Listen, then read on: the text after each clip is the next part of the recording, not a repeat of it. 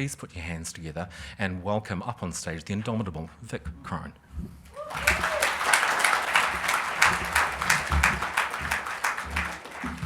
Thank you so much, and good morning, everybody. How are we today? Good? Awesome. I don't have slides or presentations. I'm here to talk not at you, but talk with you. So hopefully we can get some interaction, and actually I'm really happy if we get some questions along the way. If you're kind of like, well, I don't quite get that, or you're a bit mad, Vic, what are you thinking there? So let's get started. The first thing I want to do is understand my audience. So put your hand up if you think you're an early adopter of technology. Fabulous. Okay, put your hand up if you don't want to go near it. If you're at the other end and you're a little bit reluctant. Fabulous. Sometimes put your hand up if you're really comfortable with technology and look forward to the new things that come your way. Excellent. Okay, we're going to have fun this morning. So I'm going to start by setting some context. And I usually do this with a range of audiences because we have come such a long way in terms of technology. We have adopted it pretty well. And when you turn to face the next 10 to 20 years, we're in for a shock like you won't believe. So it's really important that we put that in context before I just scare the living bejesus out of you. So let's go right back, quite a long time ago, to the Industrial Revolution. Who heard of that thing? Yeah, very good, because you're a really young audience, so very, very good. What were the big things that we got out of the Industrial Revolution? What did we get for it? Carbon emission, yes, we did. Absolutely. What else? Yeah, that's right. Totally. What else? Trains. Big manufacturing, things like that. So when I talk to a lot of people about, particularly the older generation, around the Industrial Revolution, it was a heck of a change. People went through a lot of change to adapt and adjust to what was in front of them. And when you go through that change, and that took around 150 years, so that was a slow change, when you go through it, you never want to go back. Never want to go back. So the last 50 years, we've been through the Internet Revolution. So what have we got out of the Internet Revolution? Absolutely. And information is power. So the ability, actually, where a select amount of society holds the power through information to smash that apart entirely. What else have we got?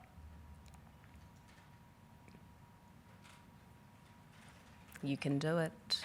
You can do it, people. What's that?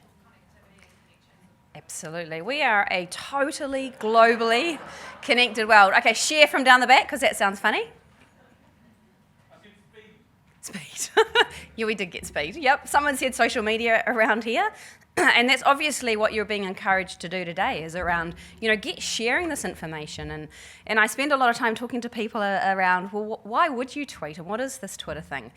And somebody said to me at the end of it, she said, but by the, since we've been talking, and there's been 3 million tweets across the world, I could have had a great conversation about, global warming and the environmental impacts. And I said, yeah, you could have. And you could have had it with the other 100,000 people on Twitter who are having that conversation right now. So it's actually about getting in and being part of the conversation. Yes, we have all of our offline conversations, but we have a whole lot of online conversations now. And so changing your lens from what is this Twitter tweet thing, social media, to actually, there's some really valuable sharing. You talked about knowledge and information, opinions and views, and issues being discussed. And you need to be part of that as opposed to not part of it. So we've got a heck of a lot out of the last 50 years in terms of internet, social media, connectivity, PCs, and all of that. And so you turn to basically say, when I say to people, okay, who wants the fax machine back? Anyone want the fax machine back? Hands up. No. Who wants the VHS player back? You do? I've got a really good Lion King video I still want to watch. Oh, you still want to watch that? Okay, one person who wants to watch Lion King. Typically, unless there's a specific need, we don't want to go back, but the change of pain is actually quite hard. So let's have a little look to the next 20 years. And what we're going to see is the industrial internet revolution. So what does that mean? That basically means you're smashing it together. You're putting the power of connectivity, real-time information into our machinery. And so some of the best examples of this that's starting to be talked about is driverless vehicles. So does anyone know anything about driverless vehicles? Yeah, does anyone want a driverless vehicle? Yeah. Okay, hands up who does. Hands up who doesn't. Okay, that's actually that's pretty good.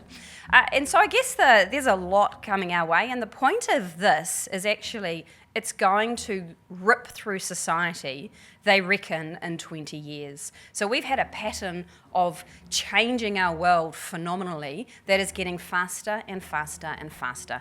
150 years industrial, 50 years the internet revolution, 20 years the industrial internet revolution. And McKinsey's did some great work, and they're basically saying the pace of change in the internet revolution over the industrial revolution is 10 times the change. The change is happening at 300 times the scale with 3,000 times the impact. So we had 50 years to get our head across that change. You look at the industrial internet coming through now, we've got 20 years to get our head across some of that change. So let's just see who in the audience has some ideas around what's coming. In the next 20 years, what are the big things that are going to hit us? So we've talked about driverless. What else have we got? Has anyone else got some ideas? What's that? Yeah, totally. What's that down the end? Virtual reality, absolutely. That's going to be significant. What else? Different job opportunities. Yeah, absolutely. And I'm not wanting to scare you, but it is scary. There's some analysis out there that says 45% of our jobs will go through the next phases. And that's really scary, and it's scary because of the condensed time that will happen. Unlike the Industrial Revolution, and then recently, we've seen the shift from manufacturing to service. We've seen that over a slower period. So that is a really big one, and we need to stand up and be prepared for that, and we'll come back to that as well. So we've got virtual reality, we've got driverless vehicles, big data. You guys must be using big data already in your contact centres. Hands up if you're using that. Ooh, okay, you definitely need to be looking at big data. 3D printing, any of your organisations printing in 3D yet? Well done. Has anyone heard of 4D printing? Okay, I don't know anything about it, but Nano Girl does, and she explained it to me just in a way that I could probably get my brain around, which was effectively the fourth dimension is that there's a chemical reaction and time involved. So I might send you let's say a toaster, and I'll send it to you in a tiny little package like this. So it will be flat packed, and when I plug it into the wall and add the fourth dimension, which is electricity, or it could be water, or it could be something else, that will turn into a toaster. And that's exactly, I go, okay, that's a bit much for my brain to get my head around, I've just learned about 3D printing. But then you think about that and you go, oh my goodness, just imagine a world where we didn't have to do what we do today. So 4D printing is another one, and there's a few more. And we'll talk a little bit about some of those as we go through. I now want to turn to what's IT's role in your business and how important is it, and the ability for you to adopt this technology, to understand where it impacts your customer and your customer's experience, and to understand how this technology can change the culture of your organisation, i.e. support your values, is really what I see the IT area doing. So for me, if your lens on technology and IT is one of how do I use it to support creativity and innovation, customer experience and culture, then you will be able to create a competitive advantage in your business that most other businesses don't have.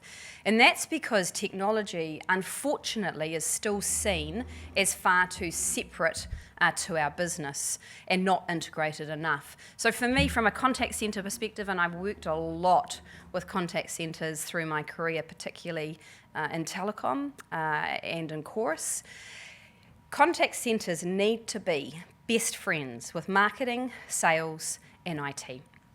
And if you can be best friends and you can create that triangle in your organisation where those three areas are absolutely in train and sync, on the same page, respecting each other and working together, you will create competitive opportunity like you haven't been able to untap before.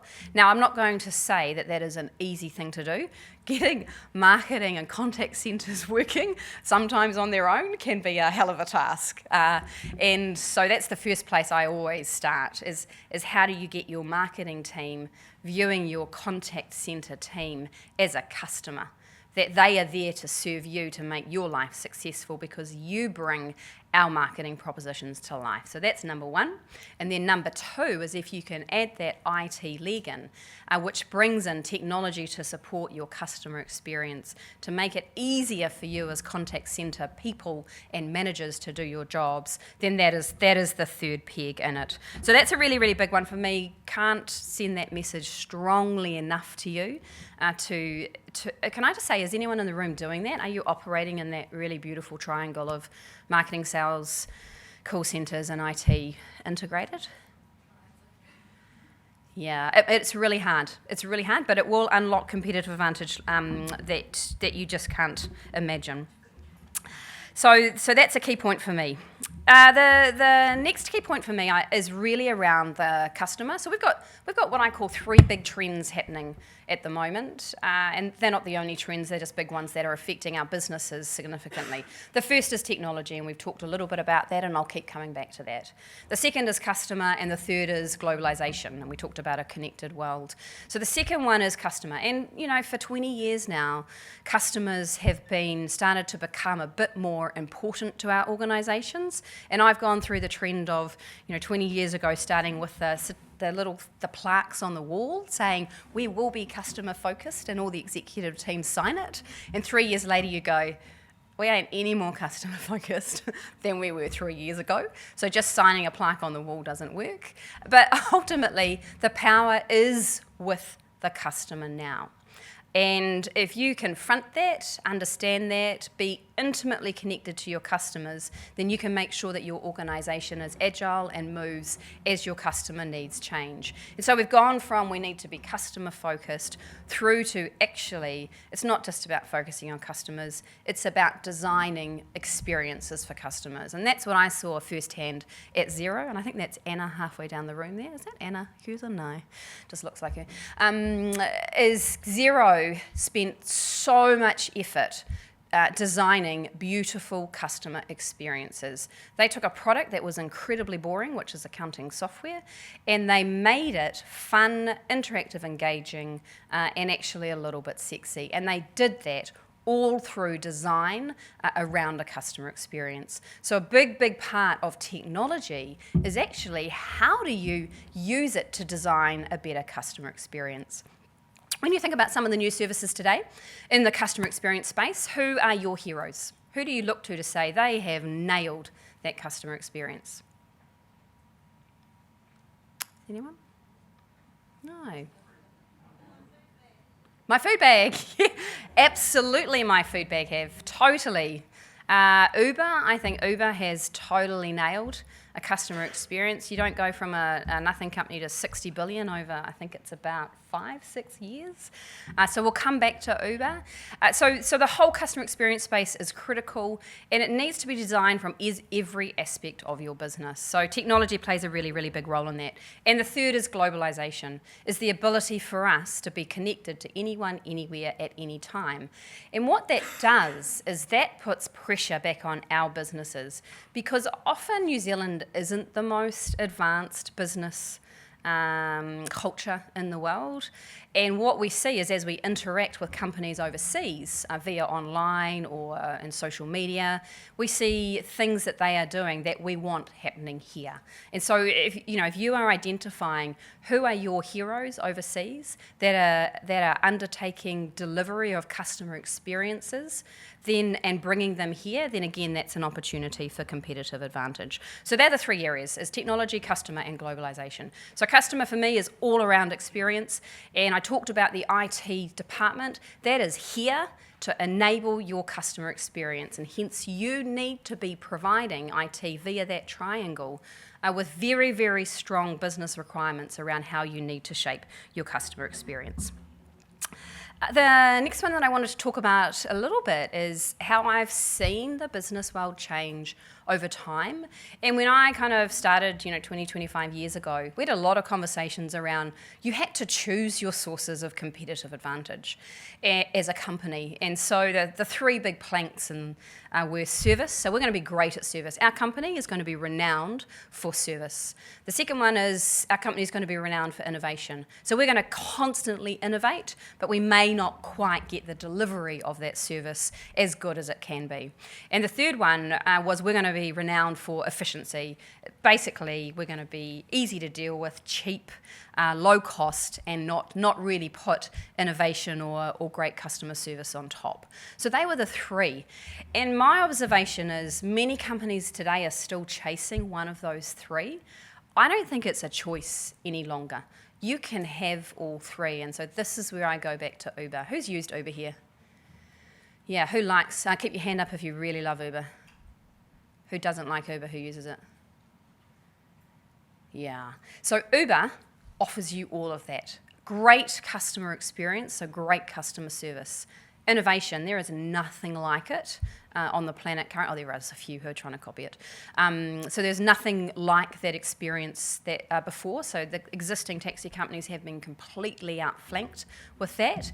And do you know what? It's operationally efficient. They don't even own a car.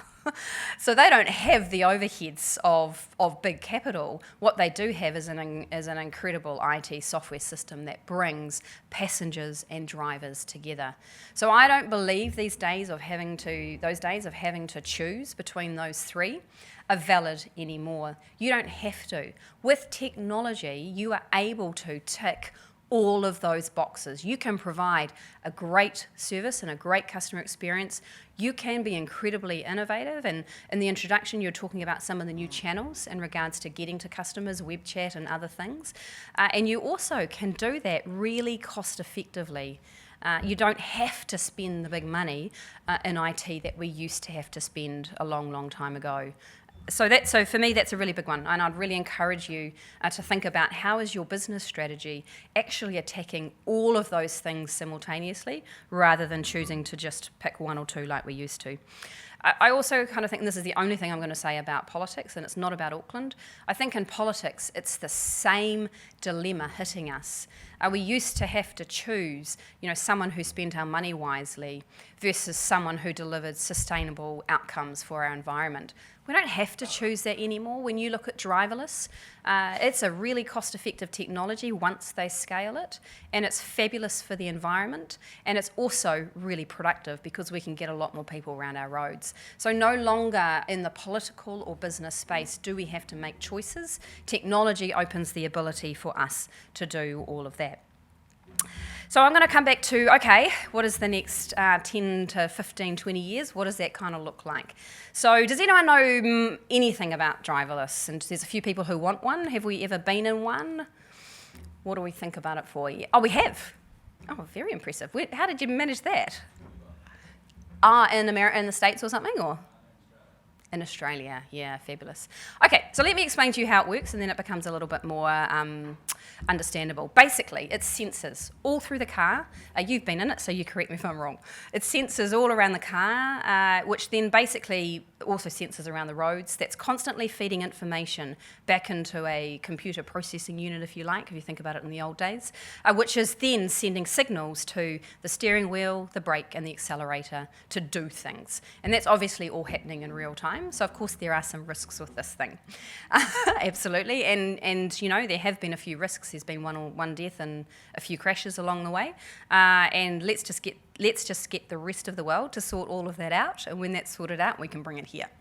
But basically, so that's how it works. It's about really smart, real-time information feeding back in and controlling movements that usually we control as humans. And you think about, well, how can you use that? Where can you see the application of driverless cars in our society? where can you see it in your businesses? So I think about, for me, particularly when older people roll their eyes at driverless cars, and I think, okay, so when are you sitting your next driver's license? And often they'll say, oh, I'm 87 next year and I have to sit it then. And I said, are you going to pass it? And he said, probably not. I said, well, you wouldn't need to worry, because with driverless, you can just order that baby, it will pop up, you can go do your shopping, you can keep in touch with your family, and you don't need to worry about losing your mobility. So that's one. Accessibility in terms of blindness is another. Children, so I would just be very happy to put my little children from probably at age 11 or 12 off to school in it, or off to their events, carpool them off to it. If I'm going on a date, I want to kind of order up maybe a kind of a convertible, maybe Maserati driverless, I don't know. The next day, I'm going to be able to order up a four-wheel drive to go mountain biking, with my grandkids. It just opens up a world of possibilities. And I guess that's what I encourage you to do when this new technology comes your way. Often we go, oh, it's just too hard.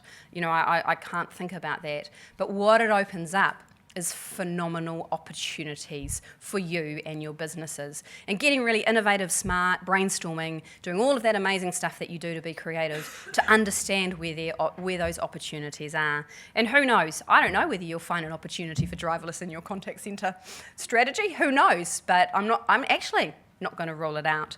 So what about drones? Who's got a drone? You got a drone?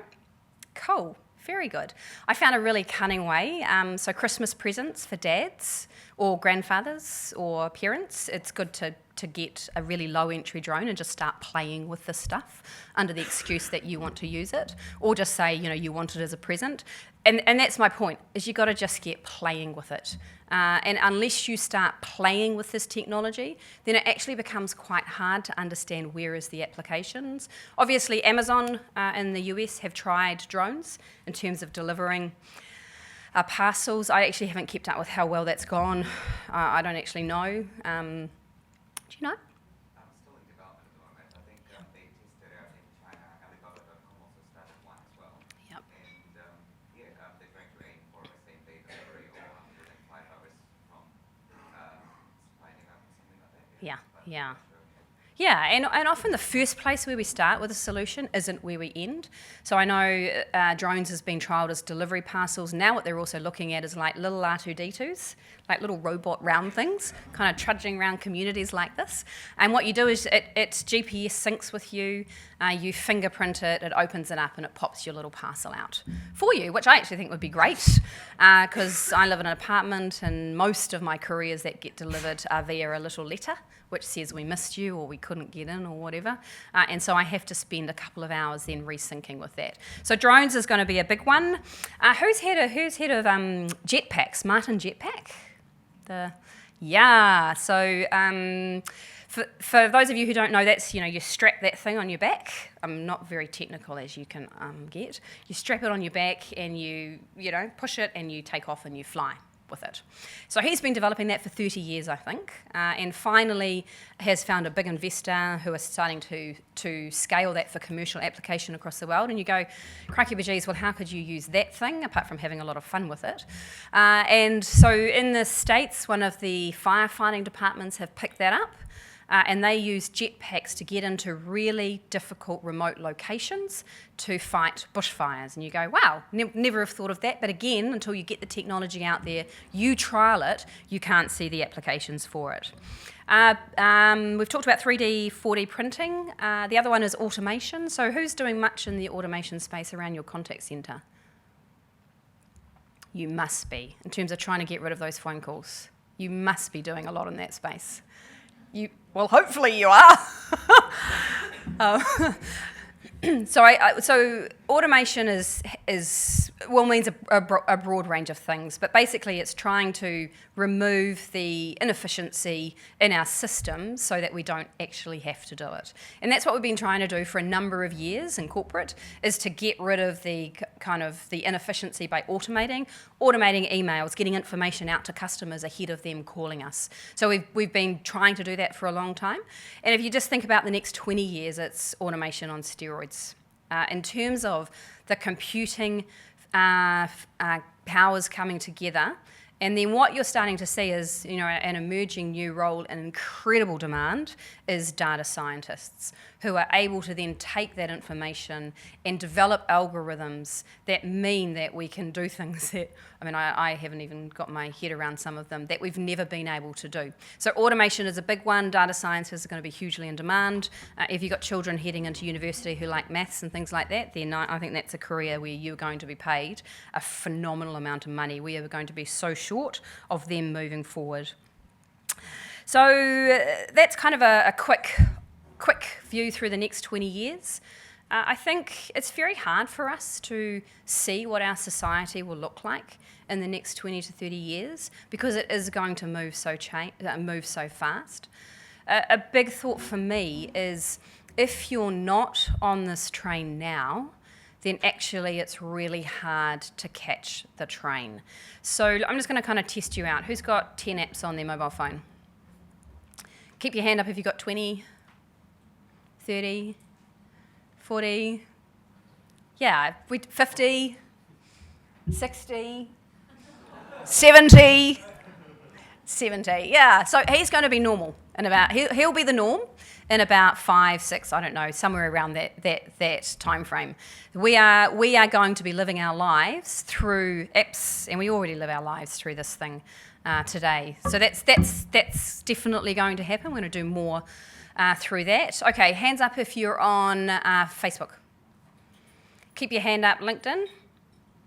Keep your hand up and hands up for Twitter. Snapchat. Tinder. Oh, we're a bit shy, aren't we? Except one person. So that's quite good. At least you're on the train. Don't be shy of Tinder. But the point is, if you're not on starting and doing those things, then you're not going to make a smooth, easy transition to the next lot. So, for example, I said I wasn't going to talk about it, but it's not about politics. In the Mayoralty, in the last month, I've spent $1,200 on Facebook, and I've reached 500,000 people in Auckland for $1,200. So if you know how to use these platforms, then you can deliver the outcomes with the platforms. And so I just want to digress a little bit to Xero there before I finish this point. So Xero was a company that took advantage of 3 major technology shifts that were happening or about to hit us. Mobility, we were well on with. Social, we were starting the train on, and cloud was relatively new. So they designed a customer experience to take advantage of that technology and completely usurp any product in the market that was there. So what they've done, they've now got, I think it's 700,000 customers, 744,000 customers officially across the globe in just under a 10-year period. So that is a level of achievement that I personally think is outstanding and is such a good demonstration of if you start to understand this technology and position yourself to utilise it, then you can create a competitive advantage that it takes people a long time to catch up. And it has taken MYOB a long time to catch up to Xero in terms of what they do. And then if you're not even on it and you're still trying to catch up with how in my business do I use Facebook or Twitter, how in my contact centre do I use these social networks, things like Slack. Has anyone heard of Slack? Yeah, do you use Slack in your business? Yeah, perfect. So Slack's a great modern communication channel for your teams. In fact, in a relatively large company that I'm on the board of, they've just started to use Slack for health and safety and found they get more incidents reported via Slack than they do their health and safety process. So these are the things that you need to be on board with, and you've got to be on board because as we turn to face the next 20 years, it will be incredibly hard for you to turn around and adopt the next lot of things coming. I do want to just talk about what does this all mean for leadership, and then I'm going to wrap up and hopefully we'll get some questions. There was a fabulous article that I keep going back to around the traits of digital leaders. So all this technology, which has opened up information and consumerism and global connectivity in a way that we've never had, is demanding different things of us as leaders. Now, many of you are young. so you will automatically be into that space. But for some of us who have come through a different world of business where it wasn't necessarily like this, it is challenging for us to look at the way we're leading and then make some changes. Excuse me. So we have the 10 traits of digital leadership. So I'm just going to read them out to you. The first one is about being passionate. So as leaders, digital technology, gives us the full license to be passionate about what we're doing and passionate about our goals and our outcomes and passionate about trialing technology. So passionate is really important. The second one is selfless. So it's no longer as leaders about us because digital has connected us so clearly to our customers, to our employees, to our stakeholders. Actually, leadership is shifting. It's about them.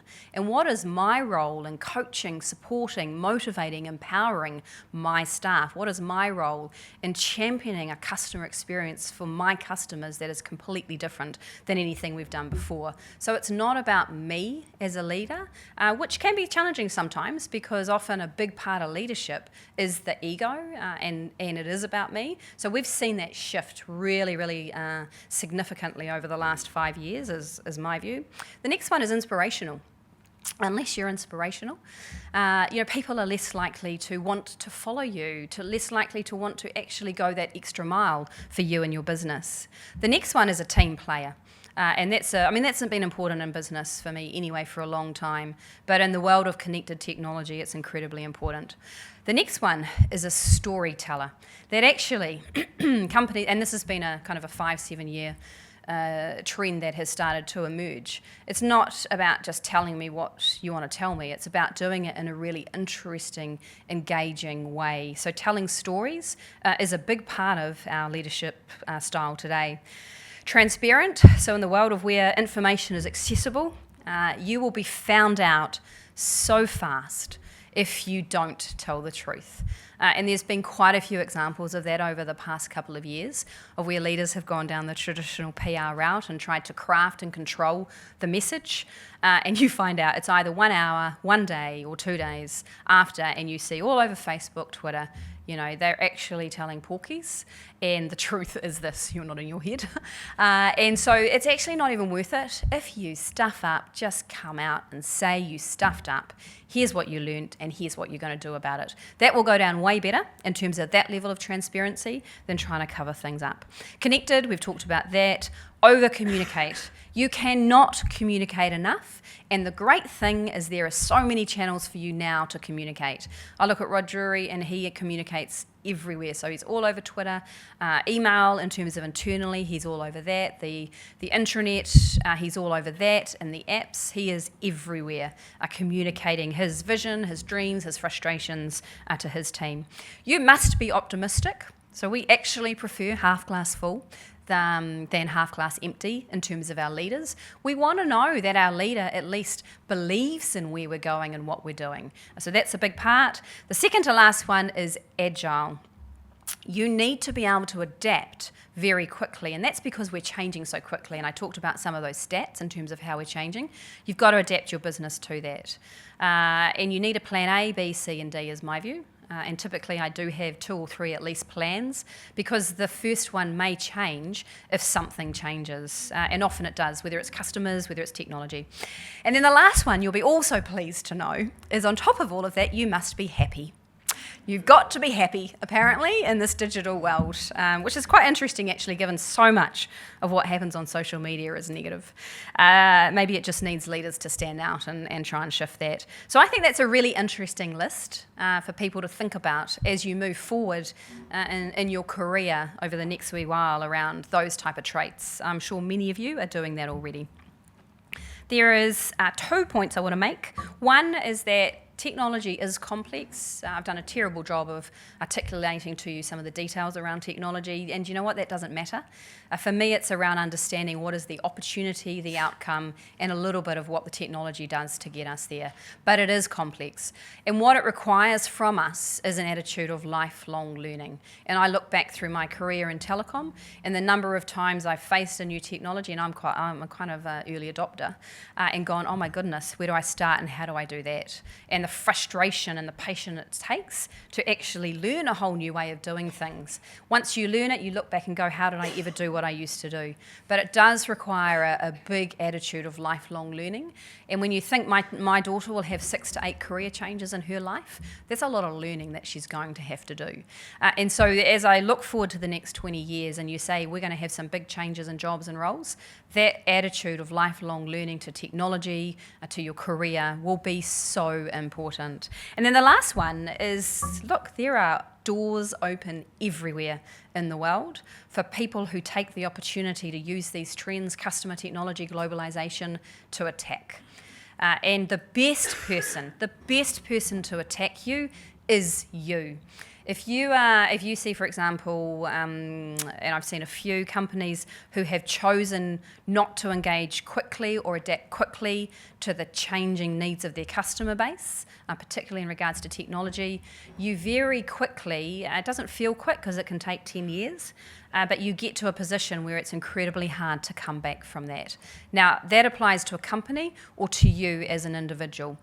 So the best person to attack you and disrupt you is you. And I think if you follow that philosophy and you are constantly innovating and evolving your companies, then you're less likely to end up in, one of the 30 to 40% of companies who are facing a decline or death after many, many years or often decades of not responding to these changes fast enough. So I feel like that's a bit of a negative point to end up on, but that's okay. Let's open it up to questions and answers. Any questions out of all of that? Did I bore you? I hope I didn't.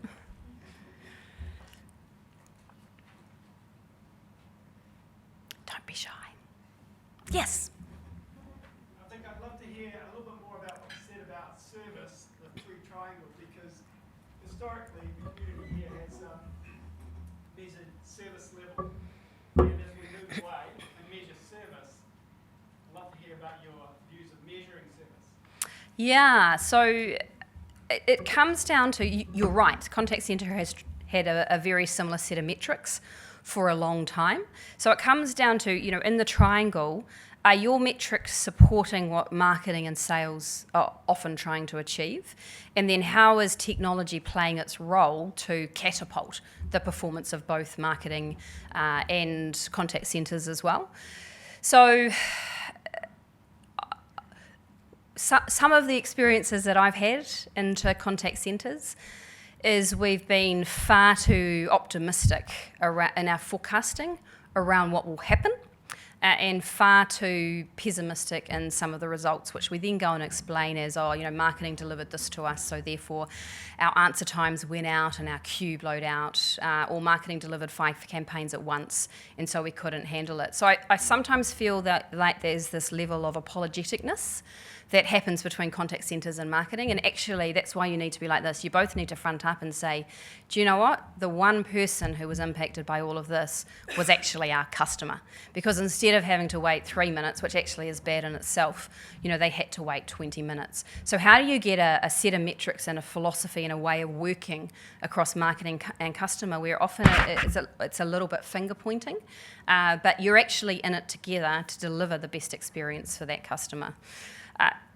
I don't know in terms of what are some of the most powerful metrics moving forwards. You guys are the experts in the contact centre space, but I would be measuring very much based on outcomes, and then the second thing would be the inputs to get the outcomes. While you focus on the inputs, then you're not focusing on enough outcomes, and getting that relationship completely integrated for me is the point of difference. And so in my career, when I was in telecom, I saw the channel as my customer and my best friend.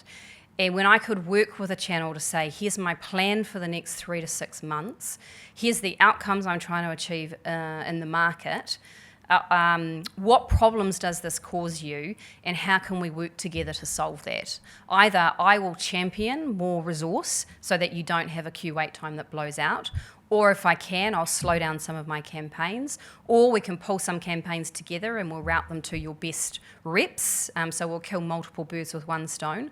It's that planning and integration and thinking and partnering together to deliver the outcome. And then I'm interested in, okay, the operational metrics of, well, how long did it take for my customer to be heard or interact with somebody? But it was around, did they stay? Did they think better things of me? And will they buy more things from me after that interaction? Does that make sense? Yeah. Other questions? Yes. There's been some discussions around botting and AI intelligence when it comes to customer service. Do you have any opinions around that?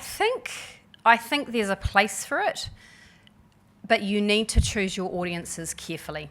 And so for me, that's where a lot of testing is. So you need to work out, in terms of segmenting your customers, what experiences, what things or processes they need to do would be most appropriate for that, and then who is most likely to do that. So yes, I'm supportive of it, but I think you need to be really careful around where you use it. Yeah. Yeah. I have a question, Vic. We've got a lot of people here that are centre managers, or team leaders, or workforce planners, for example. I'd be curious from your perspective as heading such large and successful business units about some of those qualities that you think that they would need in order to progress their careers. So if you could cast your mind back to those professionals that you've worked with, and what have been the standout qualities that you think that we should mirror in order to raise that level of professionalism that we would seek to be at that senior executive table more? Yeah, that's right. That's a really good point. So I think the first thing I want to say is that I think contact centres in business get a really hard time. So you're often thought of not as a first priority. You absolutely, on the whole, control the customer experience for the organisation. And many businesses that I've worked with they intellectually get it, but they don't physically and pragmatically get it. And so therefore what you're bogged down with, I think, is often substandard systems. So you're trying to negotiate disintegrated systems, antiquated systems to deliver a great customer experience. I think that is part of why it's hard for you to move up, is because you're dealing with, unlike in marketing, where we pretty much have not a lot of systems, and all we need is a few good ideas to execute. And if we're great marketers, we work with you on it. Sometimes we can be great marketers with a great idea and we don't even work with you, and we'll still keep going. So for me, it's around how do you deal with and help the business understand where your part of the business can play a bigger role. So for me, what does that look like? Commercially, you need to really understand the machinations of the business. So that is not just the business outcomes and why and how they need to be delivered, but also what is your role in getting to that. You need to be very, very strong at communicating up why your part of the business is so important and how it completely unlocks. And I think that's where the storytelling, the commercial nous to do that is really, really important, is actually, how do you make IT understand? How do you make marketing understand that you are basically a critical part of the business? So you're influencing, engaging skills, both in a commercial perspective, a customer experience perspective, is important. And then, of course, the other one is that often you hold such a large part of culture in organisations in terms of the large number of teams that you manage. So you have to be great managers in terms of managing people. And so I think it's that intersection that actually makes it really, really hard to break through some of those, I wouldn't say they're barriers, they're kind of invisible, I think, in many businesses for you to smash up and go through. So being great problem solvers. So I talked about, when I worked with call centres, the best people that I worked with in call centres from a marketing perspective were people who would take a deep breath and say, that looks really ambitious, Vic. Let's sit down and work out how we can achieve that together. So it's not a no answer. It's a how can we work together, and here's what I need to do, and by the way, here's what I need you to do. Demonstrate commercial understanding, and then, of course, how you manage such large teams of people is really, really important. So there are a few for me.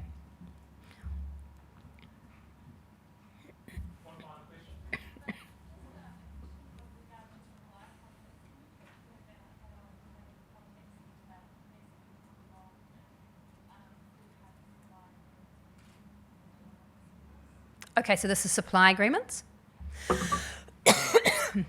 Yeah. So for me, it comes back to you need to be part of that triangle. So I'm procurement, for example, or IT, who are procuring services on your behalf.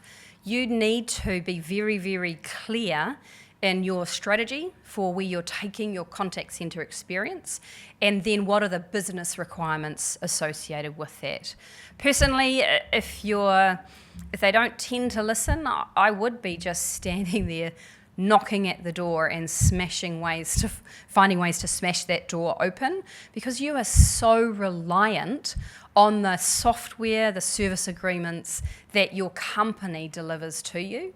And so I guess it's, how do you communicate that in a more powerful way? Sometimes you'll find people like me who get it, and in there championing it alongside you, finding those people and getting them to talk on your behalf, so it's not just you.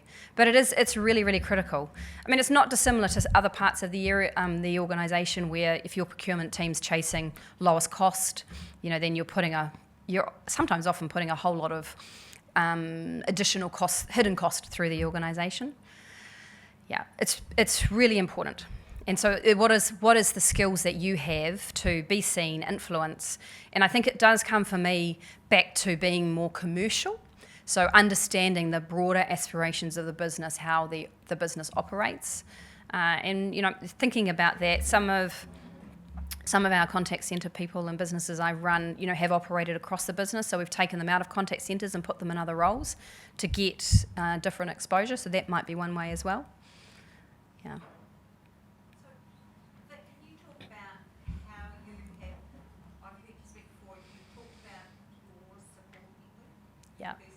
Yeah. Can you share that with? Yeah, totally. How you? Yeah, absolutely. I think it's, so as you grow and develop your careers, it's really important that you understand what is your proposition, what's your value proposition, what do you stand for, why does the company need you, and why do they need you in the next role that you want. So really, really get that. And as you develop that, you'll understand what are you good at and what are you not so good at. You need to look for mentors in the areas that you want to develop yourself. Having a mentor will unlock a number of career steps for you. And then you've got to put the support around yourself. Lifelong learning and pushing and challenging yourself constantly, in the face of incredibly changing customer demands, technology, it's tough. And so having a really good support network around you to pick you up on the days that you come home and go, oh my God, I just lost 4 things today. 4 decisions went against me. I'm done, and here's the bottle of wine. The bottle of wine isn't necessarily the best thing. So having, a group of people around you, who go, do you know what? That's okay. We all have crap days. Tomorrow's going to be a better day. And so I have a group of 5 women, so it was 6 of us, who are all going through some quite similar things in terms of trying to build our careers, often in a male-dominated world, trying to grow out and do bigger and stronger things into learning new skills. And what's fabulous about that is the constant support. So, if you're on your own or, it's a really hard place to do all of this, as I said, in the face of everything that's happening. So I've just found it incredible over the last, couple of years to have this group. If I've had a bad day, they're like, oh, don't worry about it. And I'm like, do you know what? You've got more perspective than I do at the moment. Or I'll say, look, I've got this really crazy idea. Let's run for mayor. And and they'll go, absolutely, you need to do it, and here's why. So making sure you have that support around you. I think sometimes we turn to our family and friends for that. Sometimes it is our family and friends, and however, the group that I've got are neither family, and actually we aren't lifelong friends. So, it's about getting that network in place that can support you in the really, in the great times, but also the really tough times. Yeah, actually, the last point I'll make, and then I think we wrap it up, is who's heard of emotional intelligence? Fabulous. Who's done training in it? Brilliant. Again, one of the biggest things that you can do to unlock performance in your organisation is emotional intelligence. So on that note, I'm happy to come back and chat to you about that another year. Otherwise, get Googling. There's plenty of information about it, or talk to the people like this lovely lady or many others that put their hands up who are in this space. Thank you so much for your time, and I hope you have a wonderful day.